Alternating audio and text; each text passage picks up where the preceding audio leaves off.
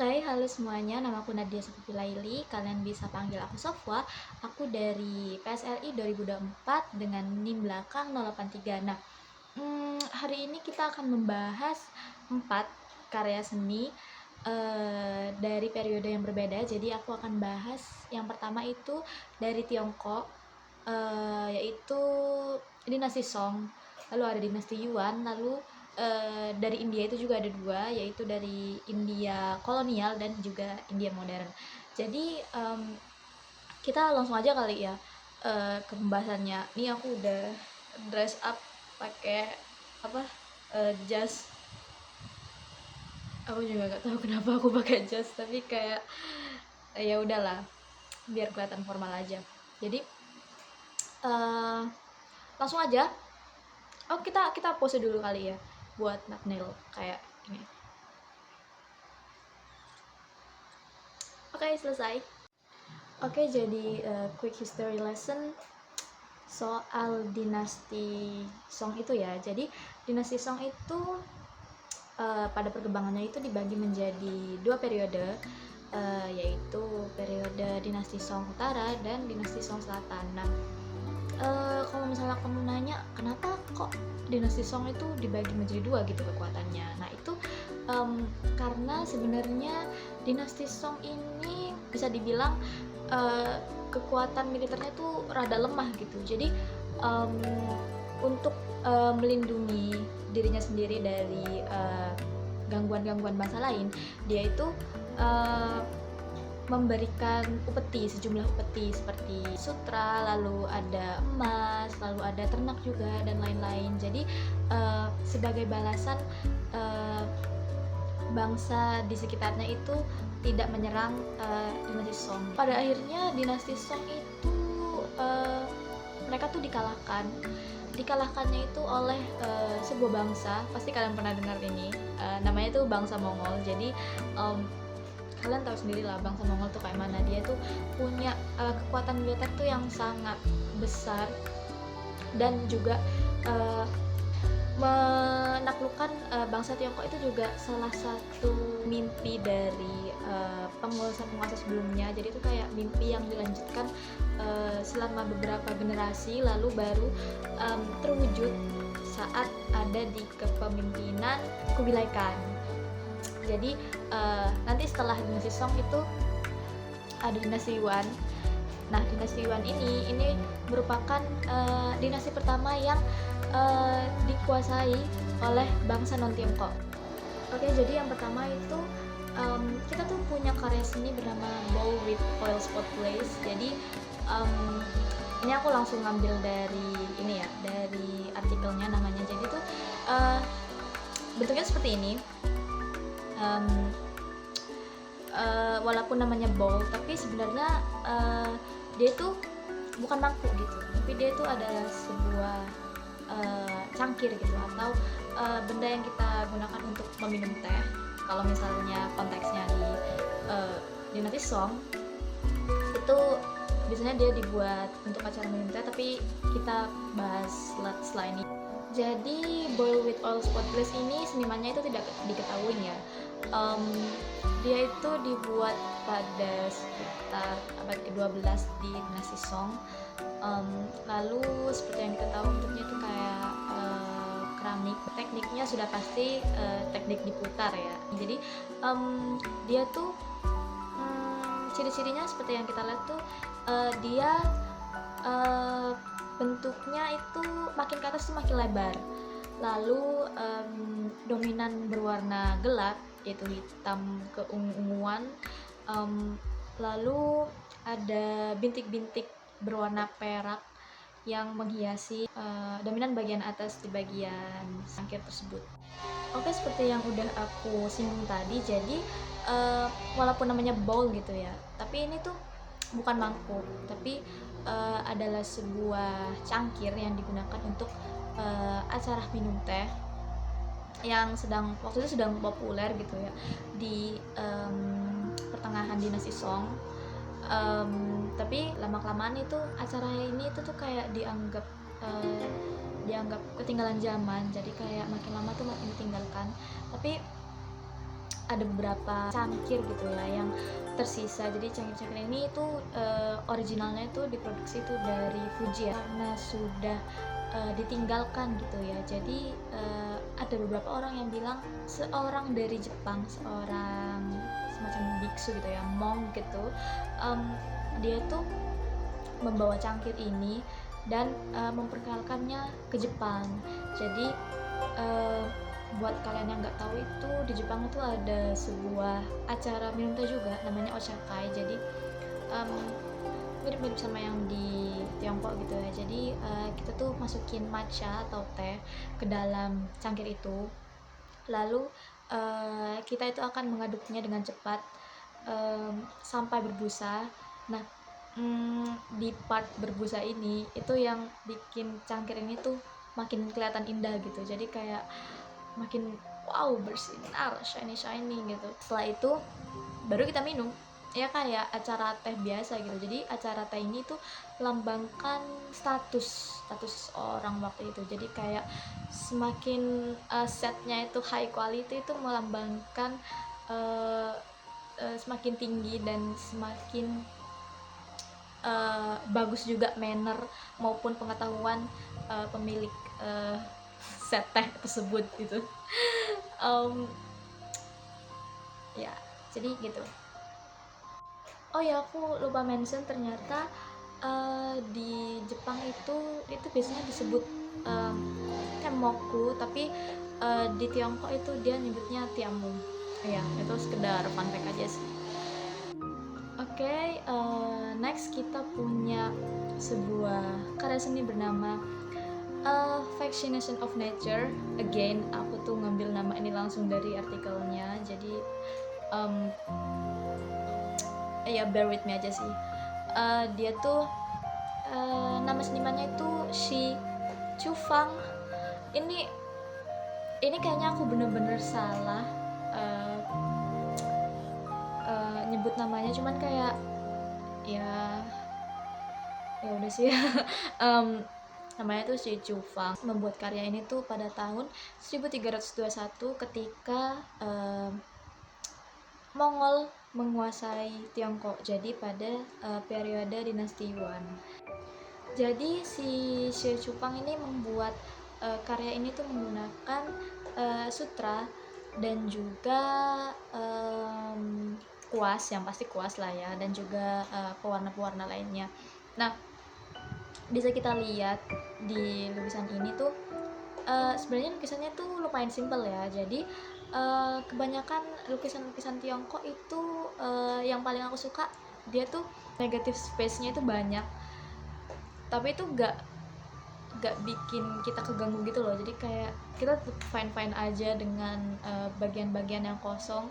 Lukisannya tetap bagus, simple, menarik perhatian juga, dan intinya kayak makna dibalik itu juga ternyata sangat mendalam gitu. Dia tuh tidak hanya membahas tentang apa ya, nggak mungkin dong cuman sedangkal serangga makan serangga gitu. Jadi ini aku tunjukin lukisannya seperti ini. Jadi seperti yang bisa kita lihat itu bentuknya itu adalah sebuah ekosistem gitu ya.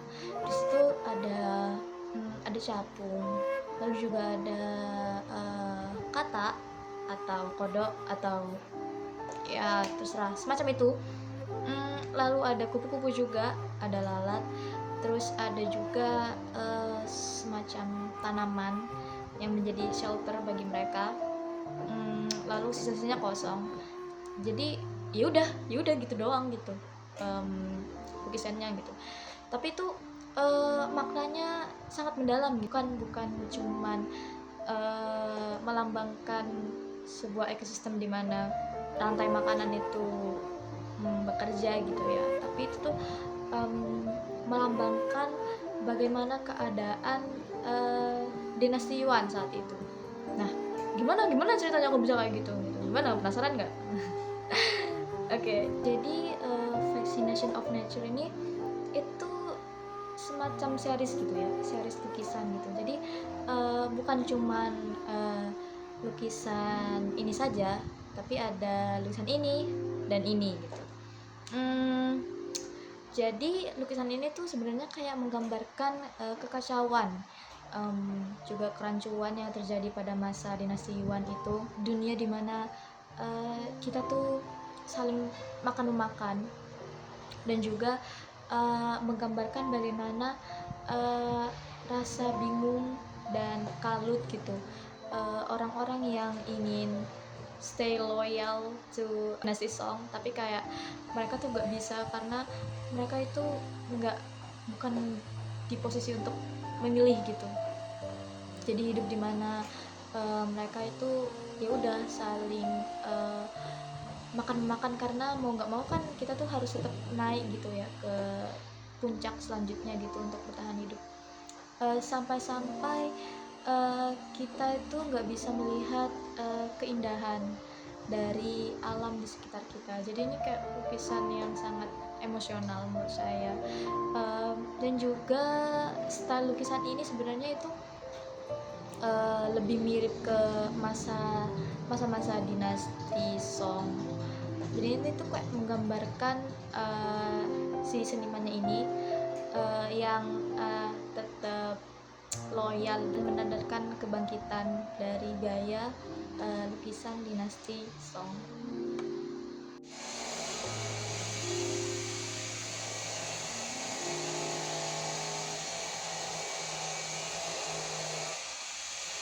Oke, jadi suasana di tempat saya bener-bener gak mendukung buat bikin video, tapi ya mau gimana lagi gitu, walaupun kayak aku record besoknya tetap aja ada suara orang bangun kos, jadi ya harap dimaklumi. And ya like this is Indonesia. Great. Oke, lanjut kita itu punya India. Jadi history lesson again. Jadi India tuh dulu itu pernah dikuasai oleh British Raj. Jadi mereka itu membuat kebijakan-kebijakan yang itu kayak dibuat dalam perspektif yang sempit. Banyak dari kebijakan tersebut yang membuat perbedaan antara terutama itu ya agama Hindu dengan agama Islam itu semakin terlihat. Oke, langsung aja. Di India itu kita juga punya dua karya seni yang akan kita bahas. Yang pertama itu ada Bharat Mata. Jadi Bharat Mata ini dalam artinya sendiri itu namanya Ibu India. Yang pasti karya seni ini tuh dibuat saat masa kolonial India. Jadi saat British Raj itu masih menjajah India gitu. Karya ini tuh dibuat dari kertas, menggunakan sapuan kuas juga. Karya ini dibuat oleh Abanindranath Tagore. Oke, ini kayaknya bakalan salah lagi. Aku cantumkan di sini aja langsung namanya. Pada tahun 1905. Jadi bentuknya seperti ini karyanya. Seperti yang kalian bisa lihat, karya ini tuh merupakan sebuah karya yang menampilkan perempuan dengan halo di belakang kepalanya. Itu mempunyai 4 tangan, 4 lengan.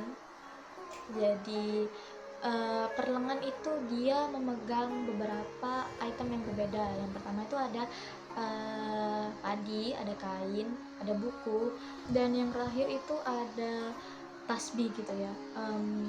Kita sebutnya tasbih aja. Jadi kayak dia itu sebuah benda yang dipakai untuk berdoa juga di India.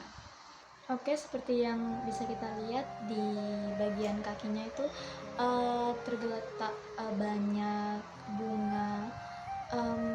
Jadi bunga-bunga ini tuh melambangkan pengabdian spiritual gitu kepada dewa-dewa. Jadi tuh bunga teratai gitu ya, yang sudah mekar. Lalu next, yang paling penting tiap item itu, yang pertama ada padi itu melambangkan kesejahteraan. Lalu yang kedua itu ada kain, yaitu harapan akan kedamaian dan kesucian. Yang ketiga itu ada buku yang melambangkan pengetahuan. Dan yang terakhir itu ada tasbih yang melambangkan iman gitu, iman atau spiritual. Lalu di atasnya juga itu ada halo yang aku bilang tadi, itu melambangkan sosok ilahiyah gitu. Jadi sosok ini tuh bukan sosok biasa, tapi merupakan perlambangan sesuatu yang kuat, yang merupakan India itu sendiri. Dan fun fact-nya, dalam masa kolonial ini figur ini tuh bakalan sering dipakai gitu ya, untuk menggaungkan semangat kemerdekaan India. Oke, jadi kita sampai pada pembahasan karya seni yang terakhir, finally. Jadi ini merupakan karya seni yang sebenarnya kayak rada gimana gitu ya. Kalau misalnya orang awam tuh ngeliat gitu exhibitionnya di Austria, mungkin itu kayak, iya apaan sih, kenapa ada meriam gitu di sini, terus kayak meriamnya itu dia nembakin kayak bola-bola merah kayak daging ke tembok terus menerus selama 20 menit. Itu kan kayak rada questionable, but okay. Jadi karya seni yang akan dibahas itu merupakan karya seni milik Anish Kapoor. Jadi nama karya seninya sendiri itu berjudul Shooting in the Corner. Ini tuh udah dipamerkan pada tahun 2009 di Austria. Jadi ini sebuah karya seni instalasi yang menampilkan sebuah tadi udah aku jelasin ya, meriam yang terus-terusan menembak selama 20 menit ke sebuah tembok, ke ujung tembok gitu ya. Jadi meriam itu tuh berisi sebuah lilin yang cukup berat gitu ya. Kalau nggak salah beratnya itu kayak 11 kilo, berwarna merah yang menyerupai daging. Pertama kali ngeliat karya ini tuh aku ngerasa kayak yang pasti tuh kayak rada jijik gitu ya. Terus habis itu kata beberapa pengamat seni itu juga kayak dia tuh ada unsur sensualitas dalamnya, walaupun aku sendiri personal gitu ya kayak nggak ngelihat sama sekali. Tapi oke lah kalau misalnya mereka ngeliat kayak gitu. Jadi karya seni itu tuh melambangkan bagaimana tubuh manusia itu bisa menjadi sangat brutal gitu ya. Juga melambangkan bagaimana sebuah penghancuran itu juga merupakan awal dari sebuah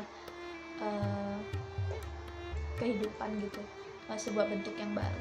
Juga karya seni ini tuh sepertinya juga merupakan representasi gitu dari trauma orang-orang yang terdampak oleh partisi India. Seberapa kejam seorang manusia bisa bertindak, dan juga seberapa kejam perang atau konflik itu bisa terjadi, dan juga menggambarkan bagaimana kita manusia itu cuma makhluk yang fana sebenarnya.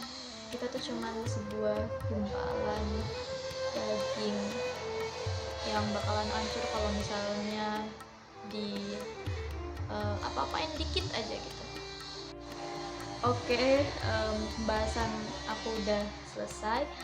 Semoga kalian gak terganggu ya dengan durasi yang kayaknya bakalan lumayan panjang, tapi semoga ditonton sampai akhir. Dan kalau misalnya kalian tonton sampai akhir, thank you banget sudah dengerin yapping aku.